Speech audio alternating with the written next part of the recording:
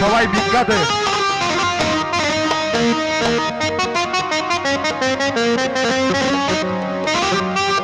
যার কাছে টাকা আছে তার কাছে দাবি আছে, যার কাছে টাকা নাই তার কাছে দাবি নাই।